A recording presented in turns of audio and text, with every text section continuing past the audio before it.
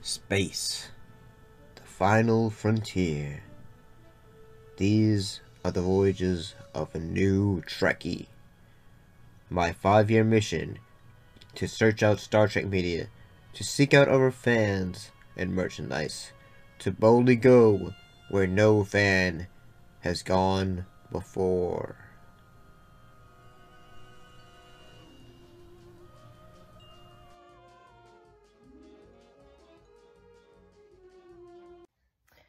Greetings and salutations. So, you're probably looking at the title and probably find, isn't this like a series based on and around Star Trek? Well, you'd be right.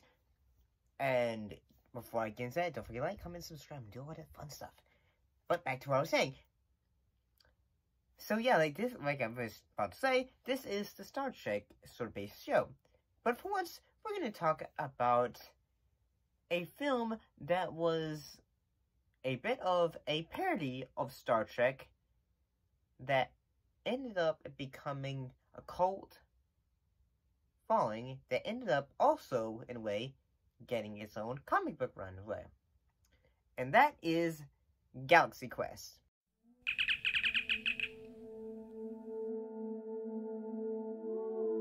So basically, the plot of Galaxy Quest is about a group of actors that somehow get recruited to help save the galaxy after the aliens that have enlisted them saw that the show that they did and think, oh wow, they really are heroes!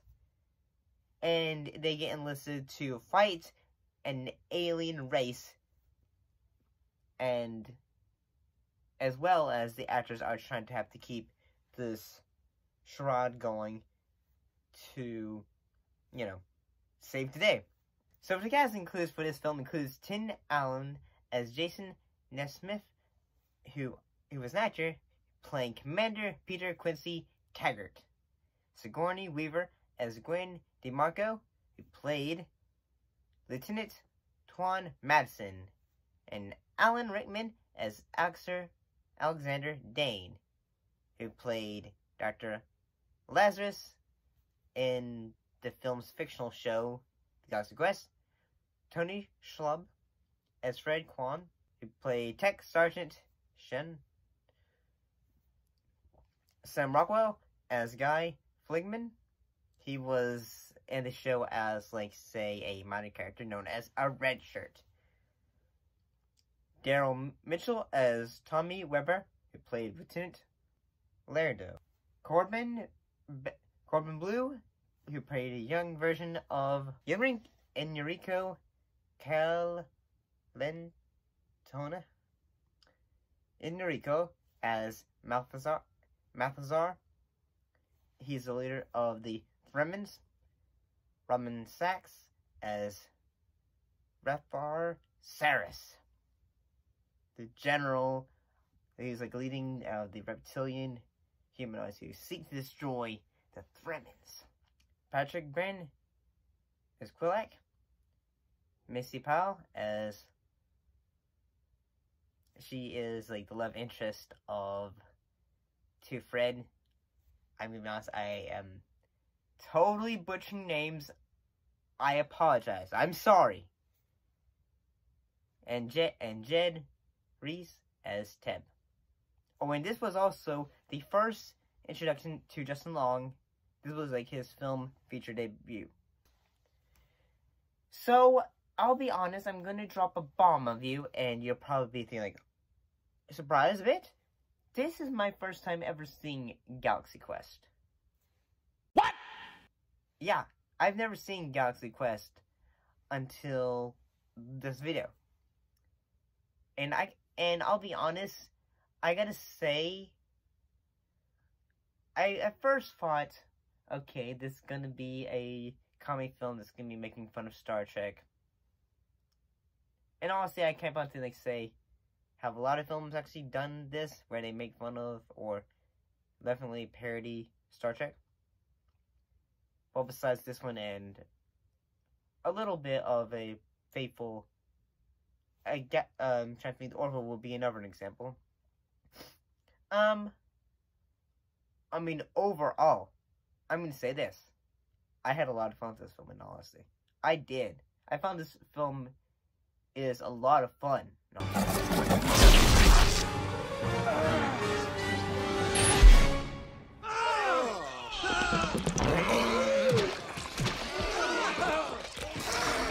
What was that? Nothing. Honestly. I love the makeup that for Saris's race. Saris? How you doing? Better than my lieutenant.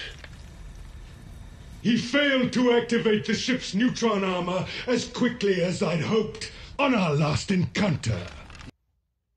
I think they look amazing. The makeup look and all that looks amazing. That's why I still believe that, I took makeup in college. I believe that, for makeup is the best way for fantasy-based films. And, yeah, I like the concepts and all the themes that are going on in the film. Like, say, the actors in the film, say, they are all, and the fact that, they're still holding on to a show that they did many, many years ago. Whereas, some of them are just, said, fine, we gotta go to a convention, okay. And that Dr. Nerdane, he's just, say, please, don't remind me of my, catchphrase. And whereas Jason Nesmith, he's basically just, say, yeah! He's, saying, yeah, said, Never give up! Never surrender! Damn the resonance cannons in! Full speed ahead, huh? He's just, always, say, he's more of the enthusiastic one until he hears a bunch of kids at the convention just realize, say, yeah, wow. People don't really like us as much as I thought. And, yeah, I think this, in honesty, compared to most, say, parody films, say, the trash that is the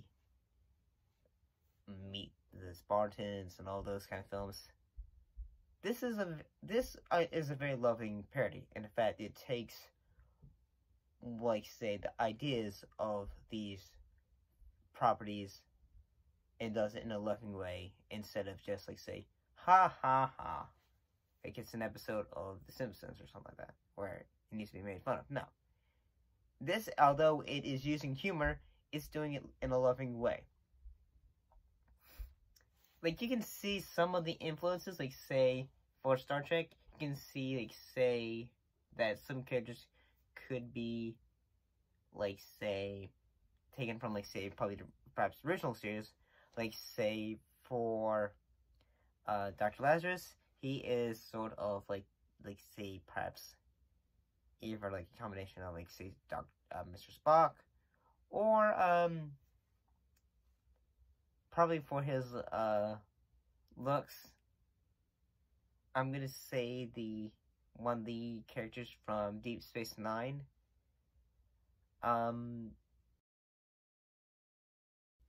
Yeah, that one. I haven't watched the show yet, so yeah. And, yeah, I gotta say, I really enjoyed it. I like the humor, in honesty. And I especially, I think that the stand-up moment for me is Commander Taggart when he is facing the rock monster.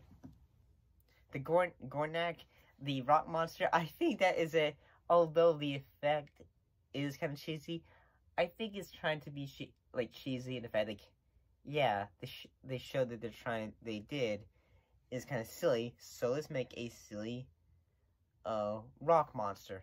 And the effect, in honesty, still kind of holds up, in honesty.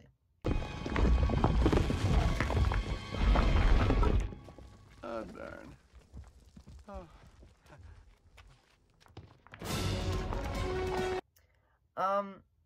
Say in most science fiction films, there is a MacGuffin, which is the Omega-13. which is basically at the beginning of the film, the actors are not anything. What is this thing again? And basically, because, it was never revealed what it was. And it's basically just, like, when there is a dire situation, push the big button, and it basically takes you back in time for a few seconds. And, like, one of the, like, cliches that it's used in the film, but I think it works better here than in a more of a dramatic way than some other films that say, is the liar revealed, like, cliche, where it's revealed, where the characters are having to reveal, hey, we're just actors from a TV show. Mathazar, I'm not a commander. There's no National Space Exploration Administration. We don't have a ship. There it is. That ship is that big.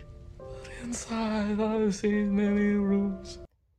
And honestly, I think that the way it is presented actually works. And the fact that the Fremen, this entire time, they are, let's believe, the crew from Galaxy Quest are true heroes. It's all fake. Just like me.